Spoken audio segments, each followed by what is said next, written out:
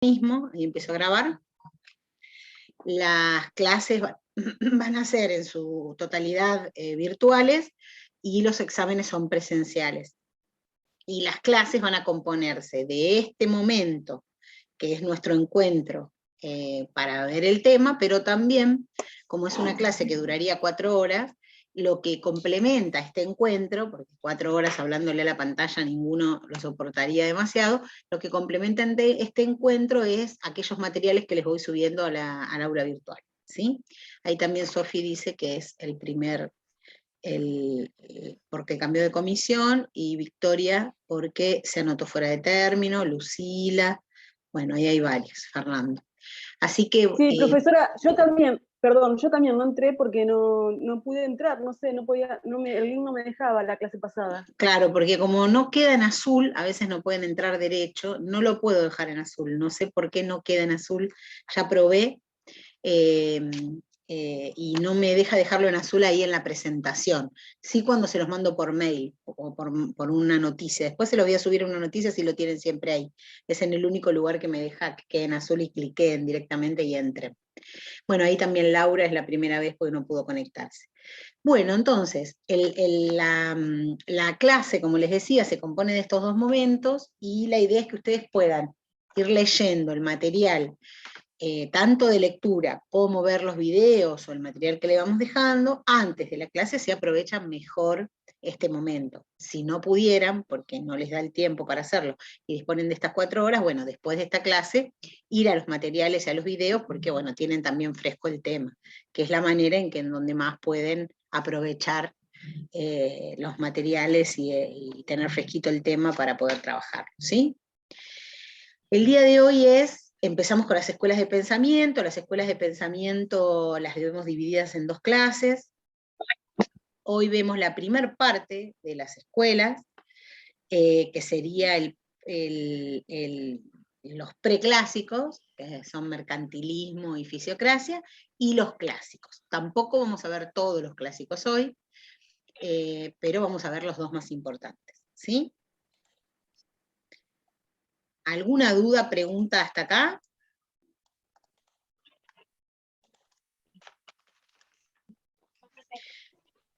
Rocío dice, ¿dónde sube las clases? Las subo en la clase del día. Van a ver qué dice la fecha del día de la clase, de hoy, la de hoy, por ejemplo, van a estar en la clase 2, sería 16 del 3, del 2022. Además de los temas, de los materiales que les subí, de los videos, debajo voy a poner esta clase, ¿sí? En el día que lo hicimos, para que ustedes puedan referenciarse por día a la materia. ¿Sí, Rocío? Perdón por lo que... Bien. Sí, porque estaba buscando primero la suben a YouTube y después suben el link de YouTube al aula. No, subimos el No es que video de subís el YouTube. archivo. Me la No, compliqué yo sola, me parece. el archivo no, es el video. Yo veía... Se hace muy pesado si haces así, entonces lo que hacemos es subir directamente, pegamos el video ahí, sería. ¿Sí? Ah, genial, listo. No es un archivo. Veía que era de YouTube. Puedo entrar recién, perdón. Ah, ¿ahí lo viste? Bueno. Sí. Luego me dice Lucila que cambió de comisión y no tiene acceso al aula. Yo actualicé. Deberían ya tener acceso, porque lo actualicé. ¿Probaron hoy? Victoria, ¿probaron? Los cambios de comisión no sé, capaz que no me vinieron en el listado, pero anoche yo actualicé todo el listado que me llegó. Todos los que se anotaron. No, yo me fijé y no tengo acceso todavía. ¿Quién me habla, Lucila? Sí. Lucila, vos sos cambio de comisión, no sé el cambio de comisión si efectivamente ya está. Creo que eso no, el listado que me llega a mí primero es el de inscripciones fuera de término. Así que Victoria debería tener acceso, quizás vos no, Lucila. Por ahí no vino todavía en el listado. Si vos me mandás un mail, ahora yo cuando corto te subo. Y después vendrá el listado en algún momento. Para que no pierdas tanto tiempo. Dale.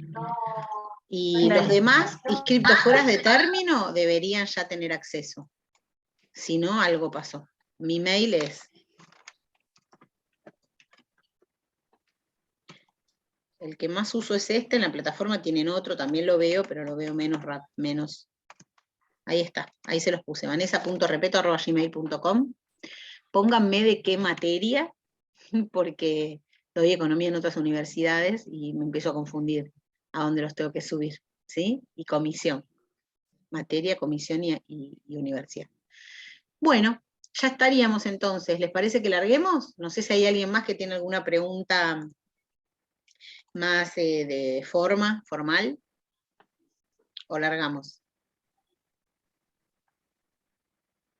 No, yo le quería preguntar, profe, perdón, Sí, con los textos de Rothman, sí, en el cronograma dice de la página 75 a la 96. sí. Y también aparece el capítulo 3 y 4. El capítulo 3 y 4 habla del mercantilismo y la fisiocracia. Sí, Y el 4 de la escuela clásica, pero claro. no me coinciden las páginas. Y O sea, puede la ser que 75 sea, puede ser que sea Sí. otra versión, podría pasar que No, sea no. otra. Lo que pasa es que son el capítulo 3 y 4, pero no son esas páginas. Claro, puede ser que sea otra Claro, edición del libro, y por eso no les coinciden, es el capítulo 3 y por 4. eso, Porque, No, claro, bueno, porque tiene 3 ediciones Rothman, y había una que estaba muy fea, puede ser que yo les haya subido otra versión, que está lindo, se ve Porque- lindo el tema, el texto, Sí. porque había sí, uno que sí, se ve, sí, Sí, profe. entonces es la versión más nueva, No, por se eso no ve les bien. coincide. Sí, Pero es se lee bien. bien, entonces es la versión más nueva, por eso no coinciden las páginas, no le den bolilla, es el capítulo 3 y 4, y el Bueno, principio yo de otro. tengo el 3, el 4 y el 6, que es el pensamiento neoclásico. Ahí No, sí está la página 75 a la 96. claro, no, los Eso es para lo neoclásicos, último. sí, un poquito después, no lo último, pero la siguiente clase sería, ¿sí? Los neoclásicos bueno. vienen después. Bueno. Lo que tienen que ver es, siempre mírenlo con el tema por las dudas, pero después saco las Sí. páginas si no coinciden. El tema es, creo que con Rothman solo les va a pasar, o podría ser con Nardowski también, que tiene varias versiones. Los otros tienen solo una versión, no hay manera de confundirse, pero ese puede ser que hubiéramos tomado una versión más nueva. Así que sí, pero te confirmo que es el capítulo de mercantilismo, fisiocracia y clásicos, ¿sí? Clásicos, Sí. no neoclásicos. Sí. No. Bueno, listo, lo dejo para Bueno, después. Gracias, perdón. no, de nada, de nada. Bueno, ahí estamos entonces. Largamos. A ver, ahí estamos. Entonces, como les planteaba, este es el encuentro número 2. Nosotros vamos a ver, voy a apagar porque se me está haciendo... estamos viendo las escuelas de pensamiento. ¿Para qué las vemos? En realidad para ver que hay distintas visiones en economía, distintas miradas sobre lo que sucede en los fenómenos económicos, y eso de alguna manera, o en primera instancia, responde a las escuelas de pensamiento, a las corrientes económicas, como por ahí le llamaron en el secundario o en otra materia vinculada a la sociología. Nosotros, pero no empieza esto con los clásicos, sino que se empezó a gestar la idea de las distintas corrientes económicas con con anterioridad al momento en que los clásicos pensaron la forma de ver la economía. Inicia entonces con dos corrientes que son como las más conocidas del pensamiento preclásico, que son el mercantilismo y la fisiocracia, ¿sí? Yo pensé que había puesto algo de explicarles un poquito, a ver, puede ser que lo haya sacado, porque sí, lo saqué, no se los explico yo. Espérenme un minutito. Estas corrientes que vemos o que se suelen estudiar antes del pensamiento clásico no han sido las únicas, porque también podemos encontrar por ejemplo, a los socialistas utópicos, que empezaron a trabajar en torno a cómo se veían los fenómenos económicos. Pero bueno, nosotros nos vamos a concentrar en ver estos dos en particular, ¿sí? ¿Qué ven ustedes en la pantalla? Mercantilismo. ¿El cosito amarillo? Sí, una Bien. pantalla amarilla con un fondo blanco, mercantilismo. Exacto, bueno. Bueno, ¿qué pasa en el mercantilismo? En realidad el mercantilismo es un proceso, podemos pensar dos acercamientos para entender esta corriente, este pensamiento. Por un lado, a través del proceso histórico, que se dio en el proceso de transición entre el feudalismo y el capitalismo, ¿no? Mientras estaba el proceso de cambio del feudalismo al capitalismo, surge históricamente esta corriente. Fue específicamente entre el siglo XVI y XVIII, entre los siglos XVI y XVIII. Pero también podemos acercarnos al mercantilismo desde la corriente de opinión o cuerpo doctrinario, decimos, ¿no? Que son las ideas que se dieron en ese lapso, ¿no? Primero hay un periodo histórico donde suceden diversos hechos. Voy a silenciarlos porque hay ruido espérenme un minuto que los voy a silenciar. A Natalia, la voy a mutear, a Janina, hay varios. Les pido que se muteen, ¿sí? Así en la grabación sale bien. Ahí está. Y entonces, por un lado, suceden los hechos, entre esta transición entre el feudalismo y al capitalismo, y mientras van sucediendo los hechos, por supuesto que hay distintos pensadores que tratan de explicar esa realidad, y ahí es donde aparece como idea el mercantilismo.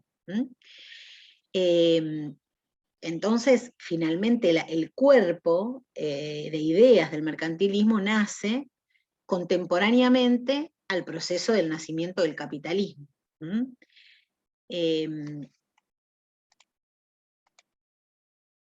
Y los hechos que suceden, no me voy a detener ahora a contarle todos los hechos de cuando nacieron, porque no es nuestra unidad de estudio, no es lo que más nos interesa, pero hay que saber que está vinculado al proceso de la conquista y aniquilación, que se inició en 1493, para buscar nuevas rutas comerciales, y también en la idea de lo que sucedió en Constantinopla por los turcos otomanos en 1453.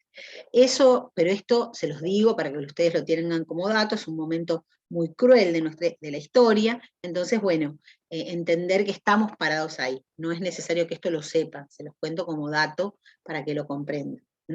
Denme un minutito, por favor, que tengo que abrir la puerta y seguimos, ¿sí? Voy a hacer stop en la grabación, así después no están escuchando vacío. Un minutito.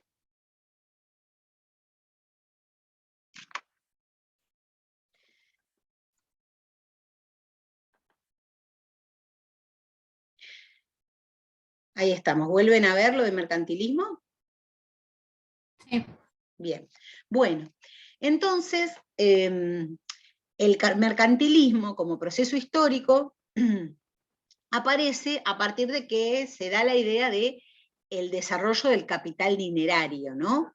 A partir de que se empieza a tomar el dinero como algo más generalizado en el fenómeno económico. O sea, la generalización de la moneda y los intercambios. Y el desarrollo del capital comercial, que es comprar barato, vender caro, ¿no? Esta idea de poder hacer esa diferencia. Entonces empieza la idea de cómo acompañar el desarrollo del mercado. Si bien no tiene todavía la suficiente fuerza, está vinculado a cómo se viene dando el desarrollo del mercado. Entonces, ¿qué es entonces el mercantilismo?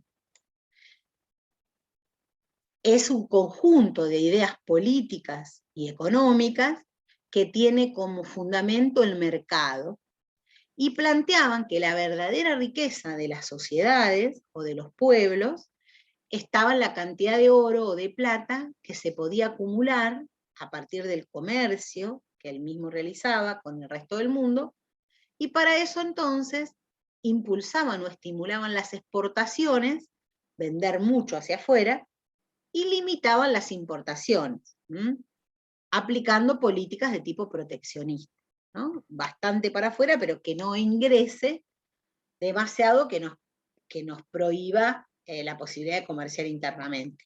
Este PowerPoint yo se lo subo, chicas, así que si ustedes hay algo que esté escrito acá, sepan que lo van a tener a la presentación. Todo lo que ustedes quieran agregarle aparte. Cuando nace, yo ya se los comenté recién, los principales precursores de estas ideologías, de esta corriente, no son personajes muy reconocidos dentro de la economía, sí en otras ciencias, y entre ellos encontramos ministros de su majestad, hombres de Estado, consejeros de príncipe, etc. O sea, gente con mucha influencia de alguna manera. Quienes desarrollaron esta teoría pertenecían a las esferas del poder político, o el espiritual, o el financiero, o el jurídico, eran influyentes socialmente. Y fueron muchos autores los que se nuclearon en esta corriente, y bueno, su característica común era su influencia como sociedad. Los influencers de hoy serían, los influencers de la época. No había internet, pero bueno, ni redes. Bueno, uno de estos personajes era Thomas Moon, que en realidad, desde su visión en el aporte al mercantilismo, planteaba como principal objetivo para generar el desarrollo que hubiera crecimiento de la riqueza nacional.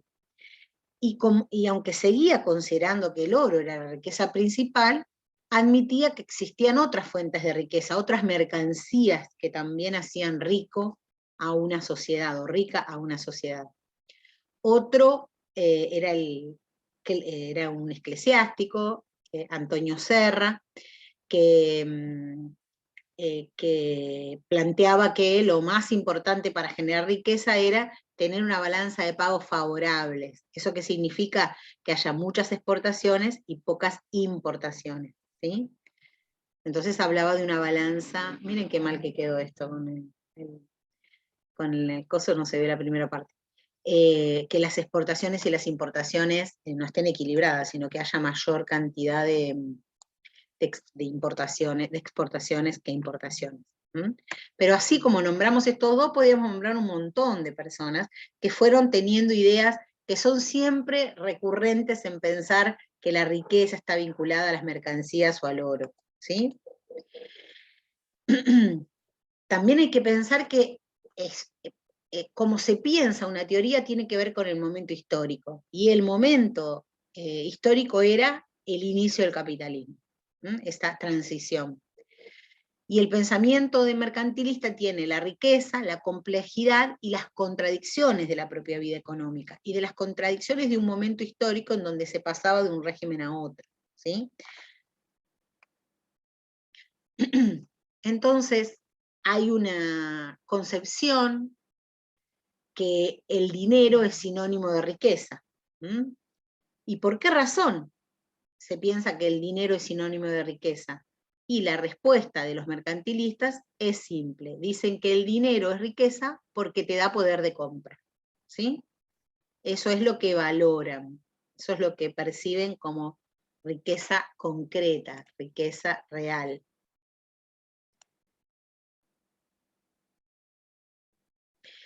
Jimena, no tomamos lista a través del chat, no hace falta ponerlo.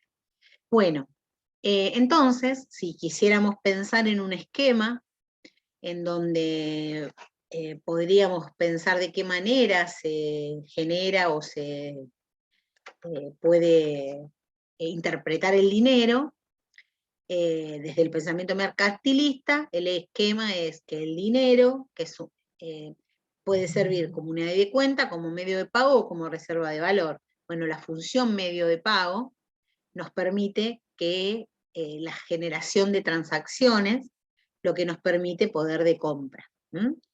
Poder de compra actual, y si lo reservo, poder de compra futuro. Y esto, para los mercantilistas, era la esencia de la riqueza. Por eso consideran el dinero como algo fundamental. A su vez,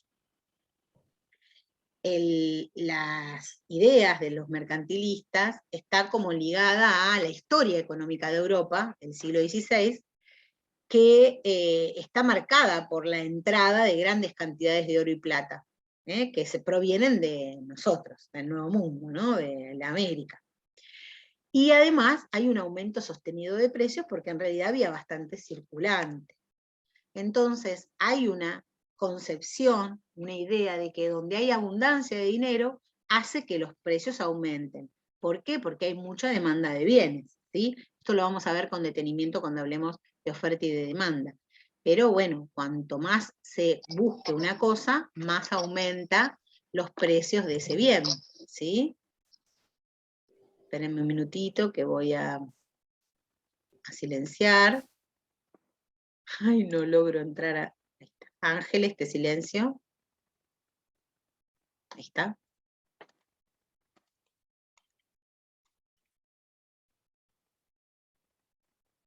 Ahí está. Y además,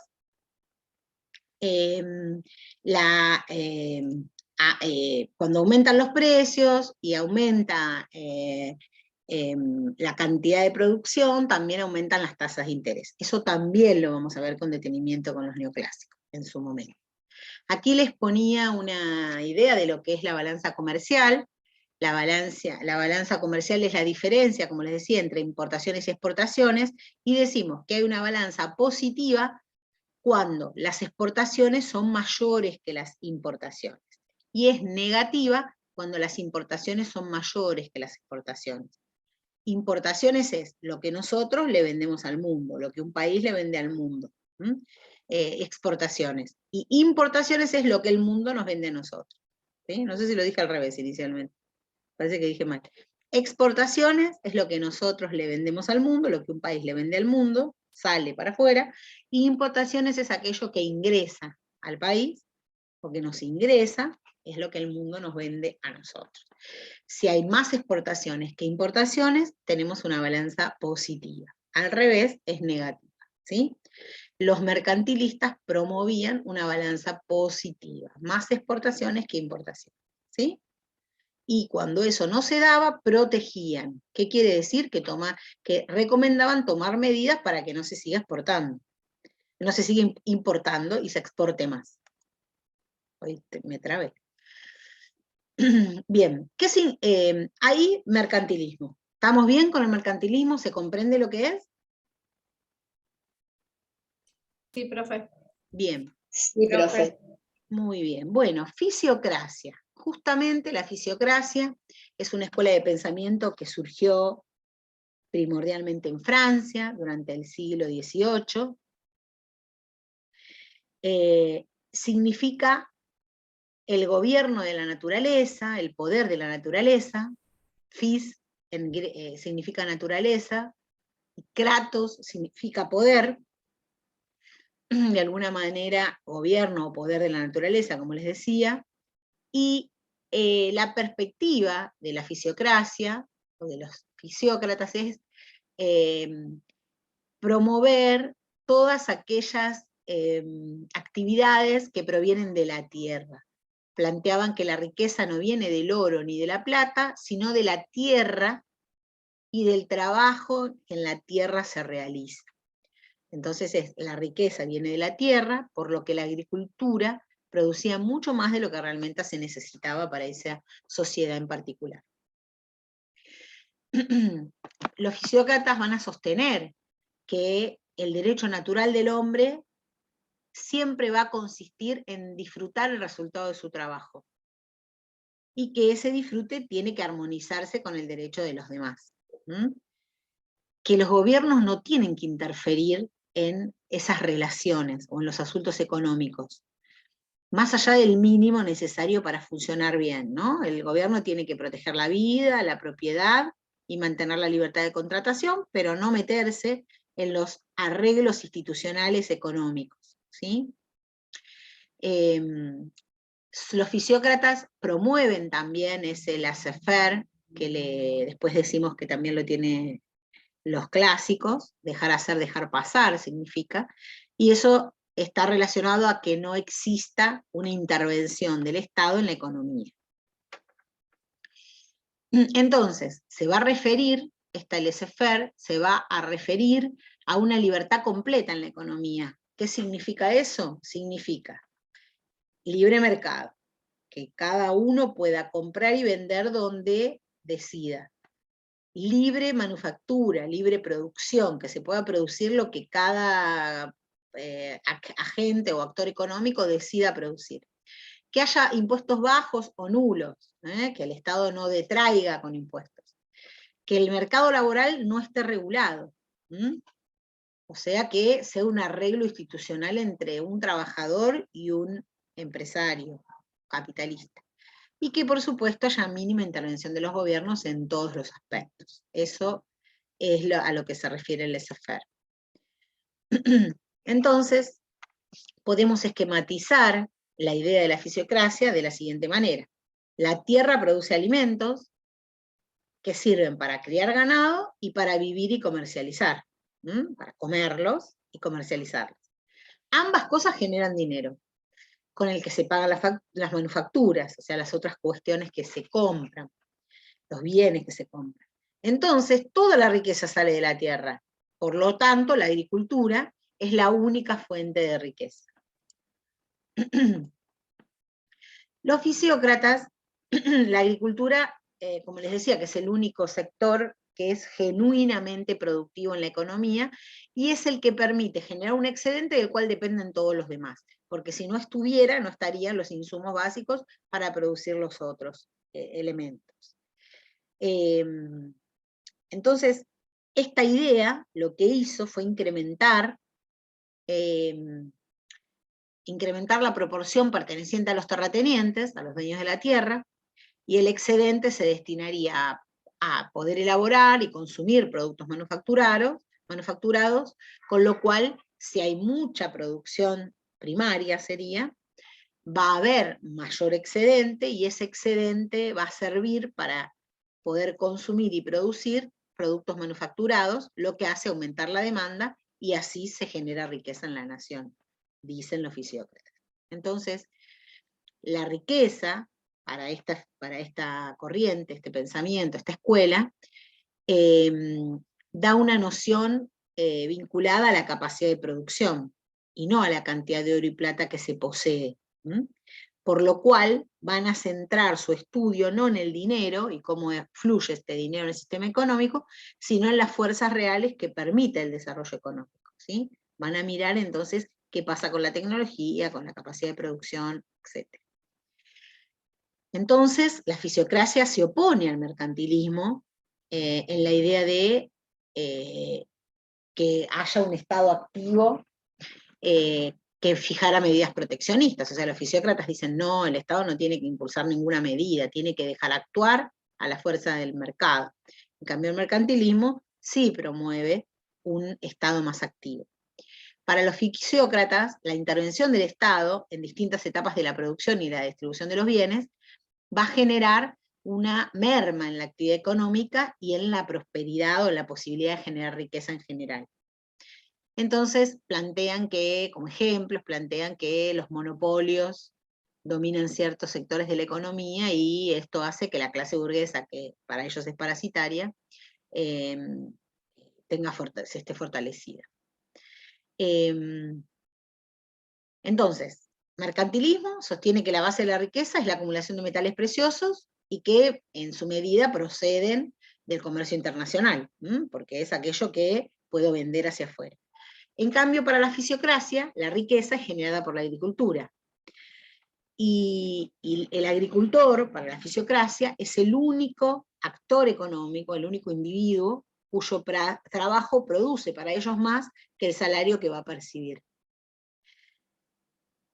Las otras ramas productivas, como la manufactura o el comercio, para la fisiocracia son clases estériles, le dicen ellos, no son productivas. Y ahí estamos entonces con fisiocracia. ¿Cómo vamos con mercantilismo y fisiocracia? ¿Se comprendió? Sí, Sí, profe. Sí, profesora. Sí, Sí, profe. profesora, Sí. muy claro. Muy bien. Bueno, vamos entonces a los clásicos. Cuando hablamos de las corrientes clásicas, aquellos que promovieron o son precursores del pensamiento clásico, podemos encontrar a estos exponentes que les marqué o les planteamos aquí. Vamos a encontrar a Adam Smith, vamos a encontrar a David Ricardo, vamos a encontrar a Alfred Marshall, vamos a encontrar a Thomas Malthus, también a Stuart Mill, que en general los más conocidos son Adam Smith y David Ricardo, pero todos ellos y algunos más componen el pensamiento clásico. Hoy nosotros vamos a ver a Adam Smith y David Ricardo. La próxima vamos a ver un poquito más, con más detenimiento, a Marshall, Malthus y Mill. Mill lo vemos muy poquitito. Pero bueno, es importante conocer cómo se fue dando estas ideas. En principio, la escuela clásica, que sucede entre el siglo XVIII y XIX, se compone de un conjunto de académicos, hombres de negocios, filósofos y economistas, en su mayoría o gran parte británicos, que entre 1750 y 1850 formularon principios de la nueva ciencia de la economía e hicieron importantes consideraciones sobre la política económica. Primer cosa, los clásicos hablaban de la realidad concreta que estaban viviendo, hablaban de un momento del mundo en donde encontraban una economía con mucho movimiento, ¿sí? La escuela clásica se lo considera como la fundadora de la ciencia económica, y sus principales representantes que postularon los principales elementos o postulados de la escuela clásica son, como les decía, Adam Smith, David Ricardo y los otros que recién nombramos, Malthus, Mill, etc. Pero Adam Smith y David Ricardo son quizás los más conocidos. Aquí, pero estoy tocando todo.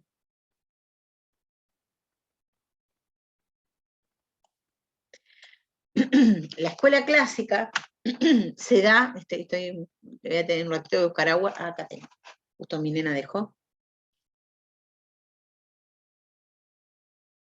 La escuela se da, estas corrientes, estas ideas, se dan con la primera fase de la industrialización británica y en donde hay un auge, básicamente, de la manufactura del sector textil. Y aparece como respuesta o como necesidad de interpretar qué está pasando en este momento histórico en donde nos encontramos con la revolución industrial. Y la revolución industrial, ¿qué implicó? Implicó un gran movimiento económico. Se acelera el ritmo económico, les ponía yo ahí. Porque se incluye la máquina a vapor, que representó una gran transformación económica en el sentido de cómo se producía, y social también, porque ahí está la incorporación de otras formas de trabajo, otras formas de consumo, y finalmente desembocaría en el sistema capitalista. Inglaterra creció por su comercio con el mundo desarrollado y buscaban que los demás no ingresen a los mercados donde ellos poseían mayor poder, por supuesto. Los británicos poseían un sector manufacturero muy fuerte, muy amplio, y cada vez estaban desarrollando más un aparato comercial fuerte. Los economistas clásicos, todos ellos que nombramos, buscaron o intentaron reorientar la idea de la economía, reorientaron la economía, tratando de alejarse de los intereses de las clases gobernantes, y eso no es menor en cuanto al pensamiento de la escuela clásica. Entendían que el producto nacional era derivado del trabajo aplicado a la tierra y al capital, y que Hay una división, en términos generales, hay una división entre trabajadores, terratenientes y capitalistas. Bueno, había diferentes clases sociales, dicen unos, hay diferentes grupos, dicen otros, pero en general coinciden en estas distintos grupos que reciben beneficios de distinta índole. Ahora lo vemos un poquito mejor. Siempre asumen la idea de que es necesario incrementar la riqueza general, acumulando capital, eso lo tenían muy presente, y empiezan a comprender que cuando hay competencia entre las distintas producciones, nace los intereses individuales que permitirían que cada vez el mercado sea más eficiente. Esa es la lógica general. Pero ahora vamos a ver un poquito qué dice cada uno, porque esta es la generalidad de la escuela clásica. Pero sí hay ciertas variantes dentro de estos pensadores. El primero que podemos ver es Adam Smith, que era escocés, vivió entre 1723 y 1790. Su principal obra no es menor, que se llame La riqueza de las naciones. Fíjense que todos los precursores de los clásicos y los precursores, los anteriores, estaban siempre preocupados como generar riqueza. Su postulado, su obra fundamental se llama La riqueza de las naciones, y su pregunta de cómo surge la riqueza no difiere mucho de la pregunta que se hacían los fisiócratas y los mercantilistas. Todos pensaban en ese sentido: ¿cómo se genera la riqueza de una nación? ¿Cómo se genera la riqueza de un país? Esta pregunta, ¿de dónde sale la riqueza de una nación? Y aquí Smith aparecen en su pensamiento dos conceptos centrales de cómo aparece la riqueza. Por un lado, la idea de la división del trabajo como fuente de productividad. Y por el otro, el papel del mercado, ¿no? En cuanto a la división del trabajo, que es el primer postulado importante de este pensador, plantea que aumenta la productividad, se produce más y en menos tiempo, más eficientemente, cuando se produce una división del trabajo. Entonces, para Adam Smith, la división del trabajo provoca un incremento en la riqueza y en la cantidad de mercancías que va a producir una sociedad. ¿Por qué pasa esto? Primero, porque la especialización aumenta la habilidad del trabajador. Si alguien se dedica y aprende especialmente a clavar un tornillo, bueno, va a saber perfectamente cómo clavar un tornillo, no va a tener pocos errores en hacerlo. Y además va a tener menos tiempos muertos de pasar una actividad a otra. Si yo estoy clavando un clavo, tornillando un tornillo, y después tengo que pasar a levantar tablas, bueno, voy a tener tiempos muertos entre una actividad y otra. En cambio, si hago esa actividad repetitiva, los tiempos muertos se reducen. Y además, se logran, para que no exista una fatiga crónica en los trabajadores, con el tiempo se va logrando, incluso con la propia especialización del trabajador, herramientas novedosas o mejoras en la forma de hacer el trabajo, porque al ser especialista pueden tirar ideas que mejoran esa productividad. Entonces, primera cosa de cómo mejora el aumento de la riqueza para este pensador, bueno, con la división del trabajo. Segunda cosa, el papel del mercado y su mano invisible. Señala que hay una propensión natural en las personas y en los agentes a intercambiar. Y según Smith, el intercambio es lo que diferencia a los hombres de los animales. Tienen la propensión, la intención de aquello que no utilizan, intercambiarlo por algo que sí desean obtener. Y el lugar a donde esos bienes se intercambian, a donde esos bienes se cambian, es en el mercado, en donde supuestamente cada uno consigue lo que necesita para su consumo personal. Y ahí, en ese punto, Smith dice, cada persona, cada agente económico, va a tratar de obtener el máximo beneficio posible en ese intercambio. Va a tratar de conseguir lo que necesita lo más barato posible o lo más conveniente posible para él. O sea que va a buscar siempre el mayor beneficio. Así como el que vende va a buscar ganar lo más posible, el que compra va a tratar de comprarlo al menor precio posible. En ese equilibrio, en esa idea de encontrar el punto que les sirva a ambos, es donde se obtiene ese beneficio social. Entonces tratará para ello, para poder generar ese intercambio, de producir los mejores bienes y de hacerlo lo más barato posible para ganarles a sus competidores. Y los consumidores van a intentar obtener esos bienes a la mejor precio posible. Disculpen un minuto, que voy a silenciar a Viviana. ¿Está? Bien. La mano invisible, o el concepto de la mano invisible, está referido a eso que recién les expliqué. Como todos los miembros de la comunidad harán lo mismo, cada uno busca su máximo beneficio, lo que va a pasar es que el conjunto de bienes existentes aumentará al máximo del que es capaz. Los productores van a producir lo más posible para poder tener el menor costo posible, y los consumidores van a obtener buenos precios, y en ese punto de tratar de sacar su mejor provecho, van a también nivelar la ganancia que quiere obtener el que vende, porque realmente el otro quiere vender.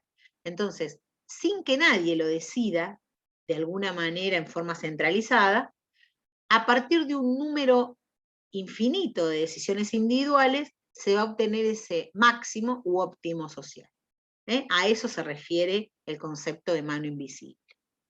Que un conjunto de decisiones individuales permite obtener un equilibrio social en donde todos tienen alguna ventaja. Eso dice Smith. Y que los mejores medios para promover el bienestar es el propio interés y el desarrollo de la competencia. Cada empresario va a tratar de producir más eficientemente y lo más barato posible para ganarle a su competencia y vender más, y eso va a permitir promover el bienestar. Entonces el empresario se va a ver obligado por las fuerzas de la competencia a vender sus mercancías a un precio próximo al costo de producción, para ganarle a otros, y ello lo obliga a ser lo más eficiente posible. Por supuesto que acá está hablando de mercados altamente competitivos, ¿no? Bienes que tienen alto nivel de competencia. Es un defensor del laissez-faire, como hablábamos antes, de esto de no intervención del Estado, en cuanto a los asuntos económicos, y sostiene que cualquier intervención que realice el Estado sobre el mercado, por más intención buena que tenga, lo único que va a hacer es trabar el mecanismo y va a generar ineficiencias. Lo que va a lograr, o lo que va a llevar a que, en definitiva, se produzca menos cantidad de bienes, ¿no? Que los empresarios no estén dispuestos a producir y a vender esos bienes.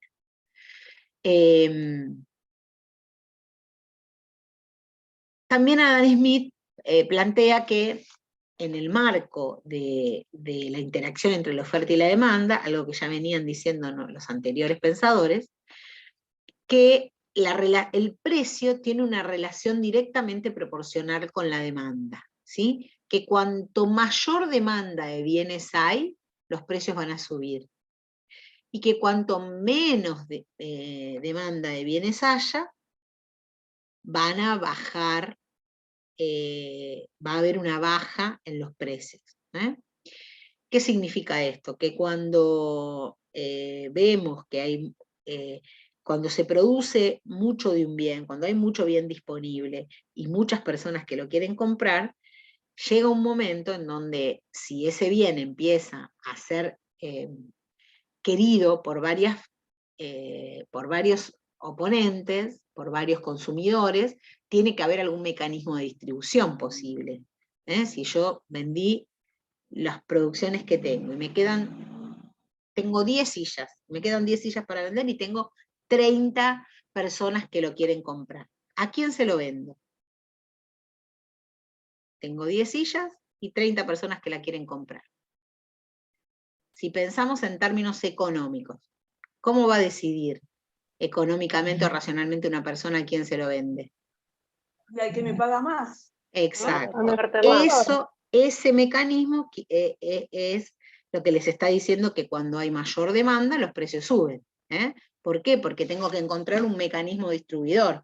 Según la idea de la eficiencia económica, el mejor mecanismo de distribución es el precio, el mercado, y el mercado a través del precio. ¿A quién se lo voy a dar? A quien me paga más. Podría tener otros mecanismos de distribución. Podría decir, se lo voy a vender al que más necesita. Pero bueno, no es una... no forma parte esto de la racionalidad en la economía, ¿no? ¿Sí? Sino que habla, y sobre todo en la escuela clásica, habla principalmente de la obtención del mayor beneficio posible, ¿no? Estábamos hablando de que cada uno busca el mayor beneficio posible. Si yo soy un vendedor con esa lógica, pensando en este esquema que venimos planteando, mi mejor beneficio va a ser, como decía la compañera, vendérselo a quien tiene la mayor posibilidad de pago. Por eso dice, cuanto mayor demanda, cuanto más personas quieren comprar un bien, los precios van a subir. ¿Se entiende? ¿Se entiende? Sí, te entiendo. Bien. Ahora, al mejor postor, dice Francisco. Así es. Ahora, al revés, cuando es la oferta,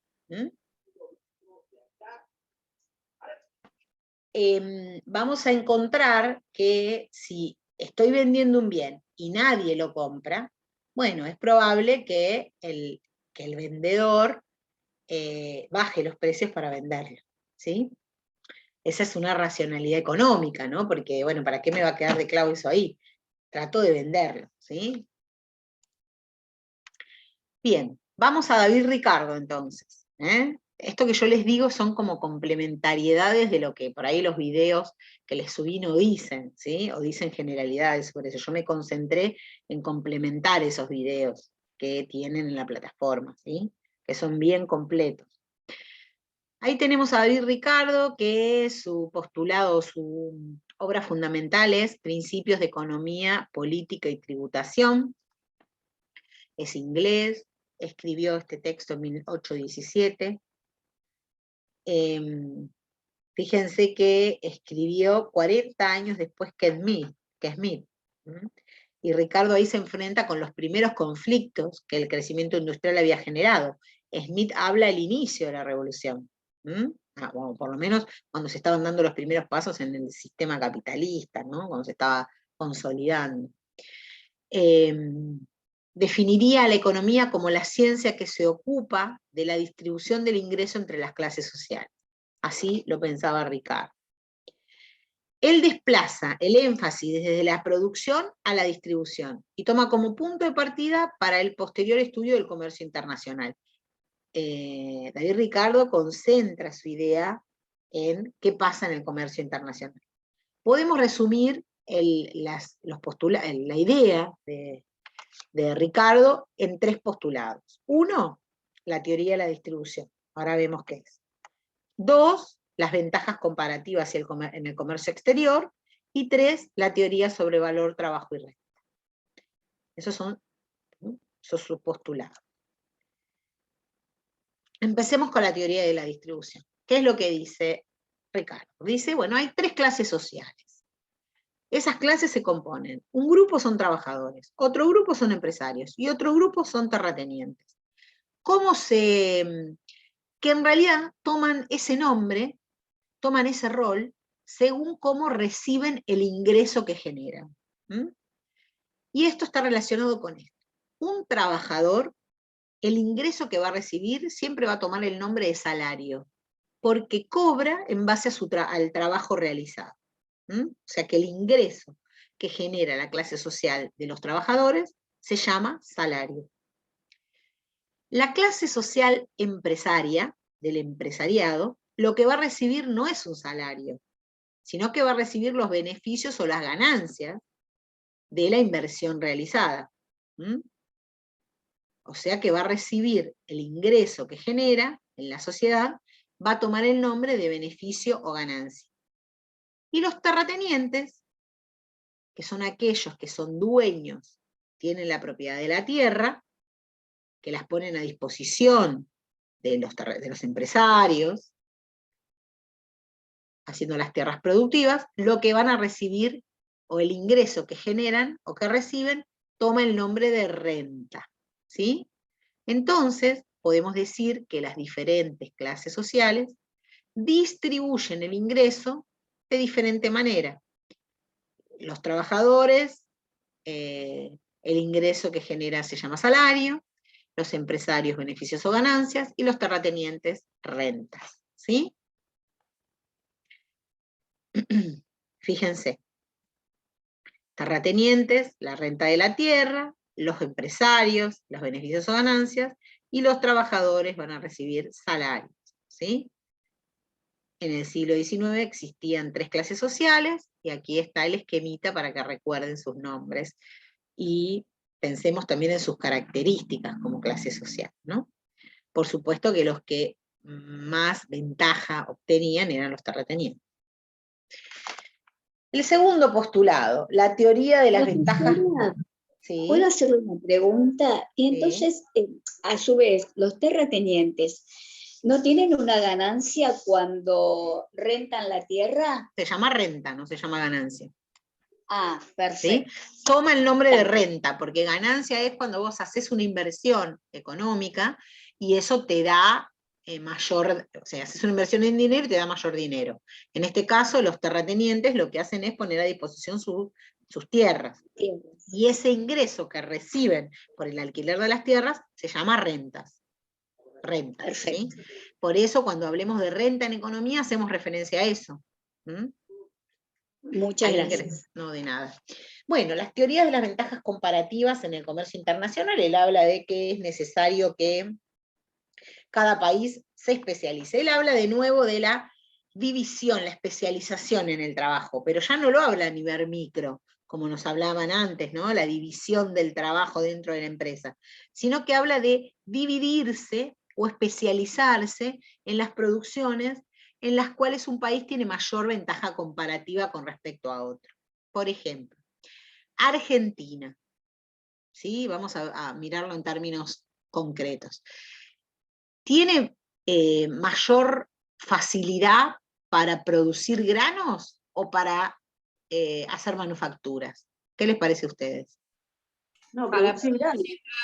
Para producir granos. ¿Por qué es esto? Porque tiene más facilidad, digamos, si lo mirara en términos de las ventajas comparativas de Ricardo, diría que Argentina debería especializarse en producir granos, porque tiene las características geográficas, las características de la extensión de su territorio, y tiene el clima, y todo factible para producir con poca nivel de dificultad.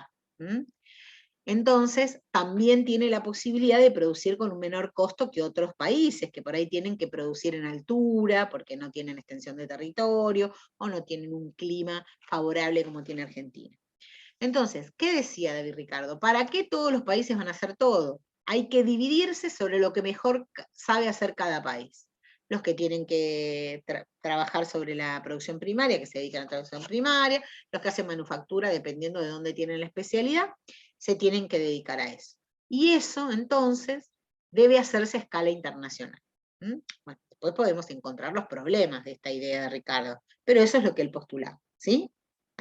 Cada país debe especializarse en aquella producción en la que tiene mayor ventaja comparativa con respecto a otra.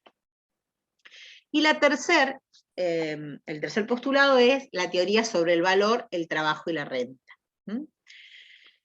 Y aquí es la concepción de que el valor de los bienes siempre va a estar determinado por la cantidad de trabajo empleado para realizar el producto. El valor de un bien, ¿cuánto cuesta un bien? Bueno, va a costar según la cantidad de trabajo que tiene incorporado ese bien para poder haberlo producido, ¿sí? Y por supuesto, también aboga o está de acuerdo con esta idea de que según la escasez del bien y la utilidad que tiene es el precio. Por ejemplo, cuando un bien es muy escaso, cuando hay poco de ese bien, en general sus precios son altos. ¿Mm? Y también cuando la utilidad, se le da una utilidad importante,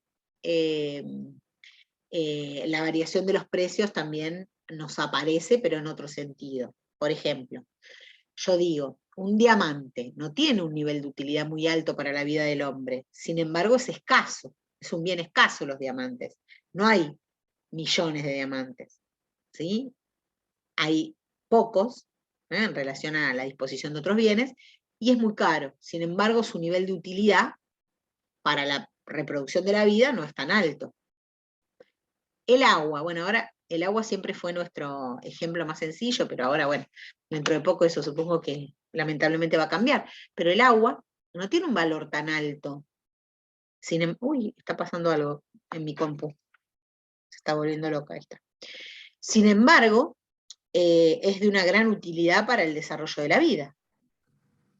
Sin embargo, comprar agua o comprar diamantes no tiene ni punta de comparación con respecto al precio, ¿no?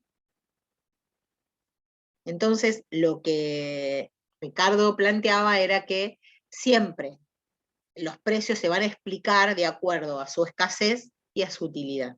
¿Mm? Por supuesto que si en algún momento escasea el agua, el precio de los bienes, el precio de ese bien va a ser muy, muy alto, mucho más alto que cualquier otro, porque también es necesario para la reproducción de la vida. Sin embargo, eso no pasa, ¿sí? Porque hay disponibilidad todavía de agua, ¿sí? ¿Se entiende? Sí, sí. profe. Sí, profe. Se puede Bueno, aplicar a ejemplos más cotidianos, ¿no? Como por ejemplo lo que pasó con el precio del alcohol en gel en pandemia, que subió exponencialmente. claro. Bueno, ahí había una utilidad muy necesaria para la reproducción de la vida, o sea, para el sostenimiento de la vida, pero también había una sensación de escasez, ¿no? Como que si no compro se va a acabar, ¿no? Y todos salíamos a comprar un montón. Entonces, bueno, fíjense, ahí se mezclan todos los parámetros que estaban hablando estos pensadores, ¿no? Había una alta demanda, había una sensación de escasez, había un gran sentido de utilidad para la reproducción de la vida. ¿Mm? Exactamente ahí como dice, no sé quién me habló, porque no llegué a ver, pero lo que dice la compañera es así. ¿Mm? Vamos a hablar, ya que tenemos tiempo, no lo puse en el... Salvo que alguien tenga una pregunta. ¿Hay alguna pregunta? ¿Vamos bien? ¿Pudieron mirar los videos? Sí, profe. Bueno, esos videos son muy... tienen como un buen desarrollo de cada uno de los temas, sobre todo lo de los clásicos, ¿no? Mercantilismo y fisiocracia, ustedes mírenlo, es muy completo, pero sobre eso hay que saber lo básico de mercantilismo y fisiocracia. Sin embargo, con Smith y Ricardo sí hay que ser un poquito más profundo, ¿sí? Les digo para cuando miren los videos que se concentren en comprender con más fortaleza a los clásicos. Ahí, ya que tenemos un cachitito de tiempo, yo quisiera avanzar en contarles un poco de Malthus, ¿sí? Que también lo habrán visto quizás en alguna otra materia. ¿Les suena Malthus? Sí, en ACE. ¿En ACE No. puede estar, profesora, que lo hayamos visto?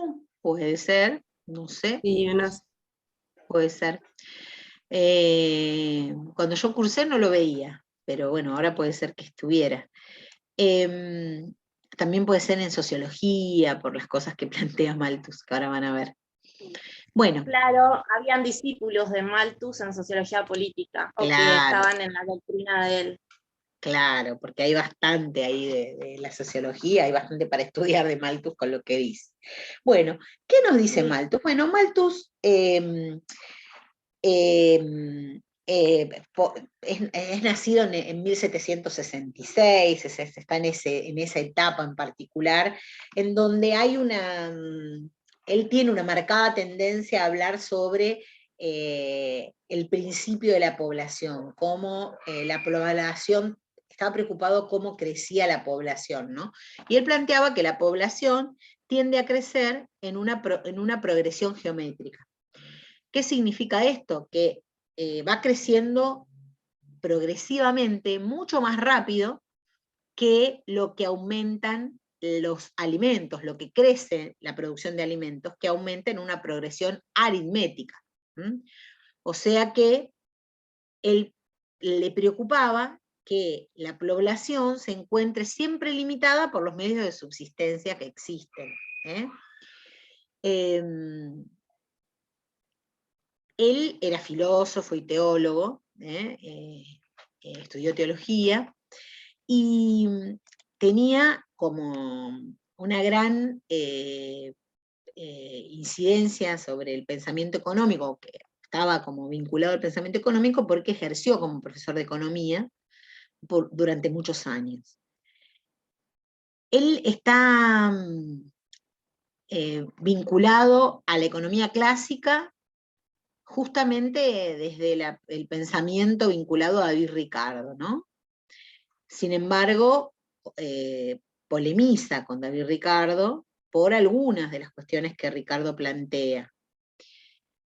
Él refuta o rechaza la idea de que el hombre es perfecto, ¿no? Y que, bueno, va a tener siempre una idea de beneficio que esté vinculada a la ética. Y en ese sentido,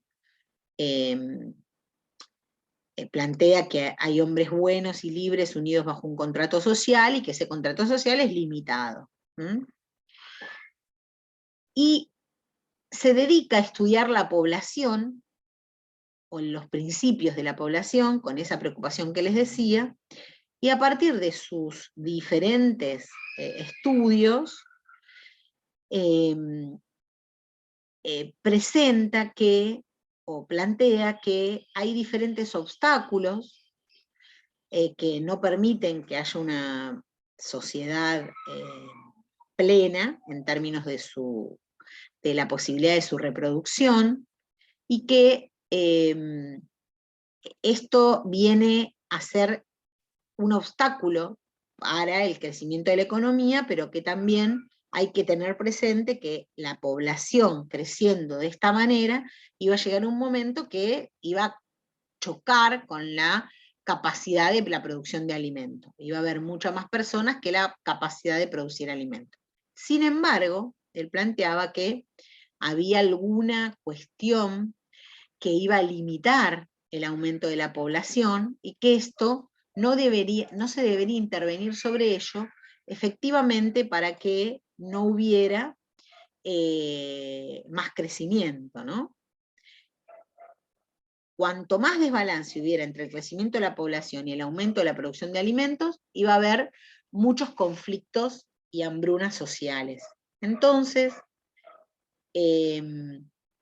aportó o planteó que hay diferentes cosas que hacen limitar el crecimiento de la población, como ser las guerras, las pandemias, como la que tuvimos, las catástrofes sociales, y eso finalmente, si bien era negativo, no era tan negativo en el sentido de que permitía bajar la capacidad de progresión geométrica de las personas. ¿Se entiende? Él planteaba, bueno, es cierto que las personas tienen un crecimiento o van creciendo poblacionalmente en mayor proporción que lo que crece la producción de alimentos, pero hay diferentes hechos sociales que hacen que esa población se limite en su crecimiento. Ah, no, no me di cuenta que tenía la cámara apagada, pensé que me estaban viendo. Menos mal que me dijiste, ahí está. Ahora que está, ahí está. Que se limiten en la población, en el crecimiento de la población, y que sobre eso no había que intervenir demasiado porque era un límite natural a nuestra naturaleza, ¿no? Así que fíjense que de alguna manera, si él no se metía con que hubiera o sea, no se metió a discutir sobre que hubiera o no un libre mercado, pero de alguna manera justificaba los hechos sociales que procedían a que no hubiera un crecimiento progresivo de la sociedad, ¿no? Así que Malthus era muy jugado con lo que planteaba, pero también era muy funcional a un sistema que cada vez más se acercaba a la destrucción, ¿sí? Se acercaba a una desaparición, a una baja en el crecimiento de la población, ¿no? Bien, él después se desarrolla cuestiones matemáticas vinculadas a cómo crece y demás, pero bueno, lo más importante es entender a qué hacía referencia cuando hablaba de la población en su conjunto, ¿sí? ¿Se acuerdan eso de Malthus? Sí. Bueno, díganme cómo vinimos, si hay algo que... Profe, ¿sí? entonces el aporte de Malthus a la economía es esto del incremento de la población, que si hay hechos que ocurren, no meterse para que la economía pueda seguir su rueda. Sí, como que es cierto que hay diferentes cuestiones que produce la economía o que se producen como fenómenos económicos que son naturales que sucedan, dice él, porque en realidad no podría darse, no podría seguir dándose un aumento tan desproporcionado de la población. Tiene que haber algunos obstáculos que permitan esa disminución del crecimiento de la población, porque si no, no habría alimento que pueda sostenerla, ¿no? Ese es su postulado. Como justificando esos hechos, ¿no? El que creo que Rothman habla bien de Malthus, bien no, en el sentido que lo explica bien, no habla bien, ¿eh? O sea, dice esto que les estoy diciendo, ¿no? No está de acuerdo Rothman con esto, creo yo, pero está en ese habla en ese sentido, ¿no? Promueve o plantea que va a haber, que van a suceder estos hechos, van a suceder guerras, van a suceder hambrunas, van a suceder pandemias, y estas son provocadas por un aumento ilimitado de la población, como que no es posible sostener en este territorio a toda esa población. A eso se refiere Malthus, ¿no? En el último tiempo, cuando fue la pandemia, volvió a surgir el nombre de Malthus, con esto que planteaba, ¿no? Como que Malthus no estaba tan equivocado, otros artículos salían como que Malthus sigue equivocado, ¿no lo escucharon? ¿No escucharon? ¿No leyeron? Por ahí como no tenés el nombre de Malthus en la cabeza, pero hubo muchos artículos hablando de él, hasta en diarios comunes. ¿Mm? Bueno, vamos a repasar entonces, ¿qué vimos hasta ahora? Vimos mercantilismo, fisiocracia, y de los clásicos vimos Smith, Ricardo y Malthus, ¿sí? Sí. Nos queda entonces para la próxima clase los otros dos pensadores clásicos, que yo no los quise incorporar hoy aquí, los vamos a ver poquito, no es que vamos a ver en profundidad, pero vamos a contar de qué tratan sus pensamientos. Y también la clase que viene vemos, espérenme que no me quiero meter, supongo que otra de las corrientes. A ver. Keynes deberá ser. No tengo acá el cronograma. Pensé que lo tenía abierto, pero parece que no. Ah, sí, acá lo encontré. Denme un minuto, ahí estoy. La clase que viene vemos los neoclásicos y Keynes. Y un pedacito de los clásicos que nos faltaban, ¿sí? Sí. ¿Estamos? Estamos. ¿Alguna Sí, consulta, pregunta, duda?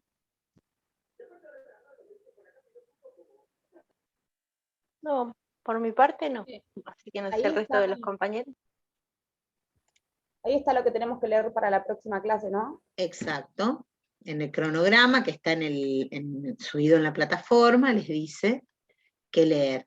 Es de Rosman, capítulo 6 y 7, de Burkum, capítulo 4, de Nardowski, de la página 26 a 36, fíjense si no llegara a coincidir, son los neoclásicos y Keynes, lo que tienen que leer, y Costa, el capítulo 1, la segunda parte del capítulo 1.